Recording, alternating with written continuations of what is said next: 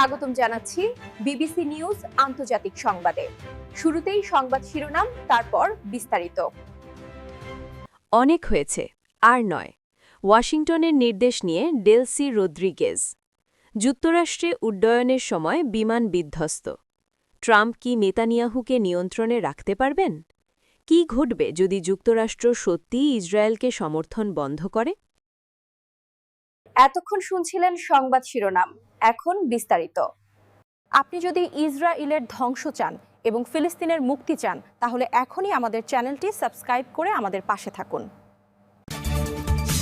অনেক হয়েছে, আর নয়। ওয়াশিংটনের নির্দেশ নিয়ে ডেলসি রদ্রিগেজ। ভেনেজুয়েলার অন্তর্বর্তী প্রেসিডেন্ট ডেলসি রদ্রিগেজ রবিবার বলেছেন, ওয়াশিংটনের নির্দেশে অনেক হয়েছে, আর নয়।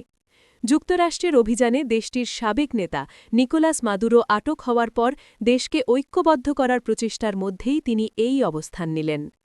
যুক্তরাষ্ট্রের সমর্থনে অন্তর্বর্তী নেতৃত্বে আসার পর থেকে রদ্রিগেজকে সূক্ষ্ম ভারসাম্য রক্ষা করতে হচ্ছে। একদিকে দেশের ভেতরে মাদুরোপন্থীদের পাশে রাখা, অন্যদিকে হোয়াইট হাউসকে অসন্তুষ্ট না করা। এই পরিস্থিতিতে তেল উৎপাদন পুনরায় শুরুসহ নানা দাবিতে ওয়াশিংটনের চাপ অব্যাহত রয়েছে। নতুন দায়িত্ব নেবার প্রায় এক মাস পর যুক্তরাষ্ট্রের প্রতি সুর কঠোর করে রদ্রিগেজ বলেন, ভেনেজুয়েলার রাজনীতিবিদদের ওপর ওয়াশিংটনের নির্দেশ যথেষ্ট হয়েছে। রাষ্ট্রায়ত্ত টেলিভিশন ভেনেজুয়েলানা দে টেলিভিসিওনে সম্প্রচারিত পুয়ের্তো লা ক্রুজ শহরে তেল শ্রমিকদের এক অনুষ্ঠানে তিনি এ কথা বলেন। তিনি বলেন, ভেনেজুয়েলার রাজনীতিকে আমাদের মতভেদ ও অভ্যন্তরীণ দ্বন্দ্ব নিজেরাই মীমাংসা করতে দিন। ফ্যাসিবাদ ও চলমপন্থার পরিণতির সঙ্গে লড়াই করতে গিয়ে এই প্রজাতন্ত্রকে অত্যন্ত উচ্চ মূল্য যুক্তরাষ্ট্রের উড্ডয়নের সময় বিমান বিধ্বস্ত। যুক্তরাষ্ট্রের মেইন অঙ্গরাজ্যের ব্যাঙ্গর শহর থেকে উড্ডয়নের সময় রবিবার সন্ধ্যায় ৮ জন আরোহী বহনকারী একটি বেসরকারি জেট বিমান বিধ্বস্ত হয়েছে বলে জানিয়েছে ফেডারেল এভিয়েশন অ্যাডমিনিস্ট্রেশন FAA। ঘটনায় আরোহীদের আঘাতের মাত্রা তাৎক্ষণিকভাবে জানা যায়নি বলে ঘটনার বিষয়ে অবহিত একটি সূত্র সিএনএনকে জানিয়েছে। এক বিবৃতিতে রবিবার ব্যাঙ্গর সিটি কর্তৃপক্ষ ও ব্যাঙ্গর আন্তর্জাতিক বিমানবন্দর জানায়, জরুরি সেবাদানকারীরা এখনও ঘটনাস্থলে রয়েছেন এবং আরও কয়েক ঘণ্টা সক্রিয়ভাবে কাজ চালাবেন। অতিরিক্ত তথ্য পাওয়া গেলে জানানো হবে। দুর্ঘটনার কারণ সম্পর্কে তারা কিছু জানায়নি। বিমানবন্দর কর্তৃপক্ষ সিএনএনকে জানায়, সন্ধ্যা ৭:৪৫ দিকে জরুরি দলগুলো ঘটনাস্থলে পৌঁছে। FAA জানায়, দুর্ঘটনাটি তদন্ত করবে FAA এবং national transportation safety board. Trump কি নেতানিয়াহুকে নিয়ন্ত্রণে রাখতে পারবেন? মার্কিন প্রেসিডেন্ট ডোনাল্ড ট্রাম্প নিজেকে শান্তির দূত দাবি করে নোবেল পুরস্কারের জন্য প্রচারণা চালিয়েছেন। এরপর গতকাল সোমবার তার মধ্যস্থতায় ইসরায়েল ও হামাসের মধ্যে যুদ্ধবিরতি ও বন্দি মুক্তির জন্য চুক্তি স্বাক্ষরিত হয়। কিন্তু বিশ্লেষক ও কূটনীতিকদের মতে এই শান্তি স্থায়ী করতে হলে ট্রাম্পকে সেই ব্যক্তির উপর চাপ অব্যাহত রাখতে হবে যার সহযোগিতা ট্রাম্পের পরিকল্পনার পরবর্তী ধাপগুলোতে অপরিহার্য। আর তিনি হলেন ইসরায়েলের প্রধানমন্ত্রী বেনিয়ামিন নেতানিয়াহু। বিল ক্লিন্টন থেকে জো বাইডেন পর্যন্ত মার্কিন প্রেসিডেন্টরা নেতানিয়াহুর সঙ্গে কাজ করাকে কঠিন বলে মনে করেছেন।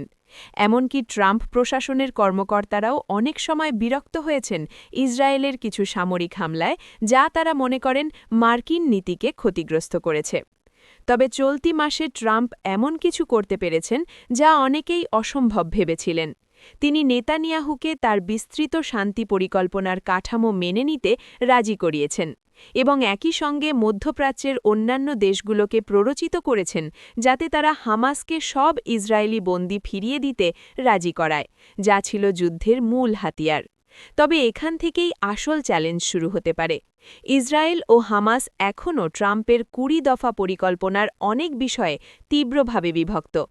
আগামী বছরের ইসরায়েলি নির্বাচনের প্রেক্ষিতে নেতানিয়াহুর অবস্থানও পাল্টে যেতে পারে, কারণ তিনি তার ডানপন্থী জোট ধরে ইসরায়েলের প্রধানমন্ত্রী বেনিয়ামিন নেতানিয়াহু গাজা যুদ্ধের পুরো সময় যুক্তরাষ্ট্রের নিঃশর্ত সমর্থনের ওপর ভরসা করতে পেরেছেন।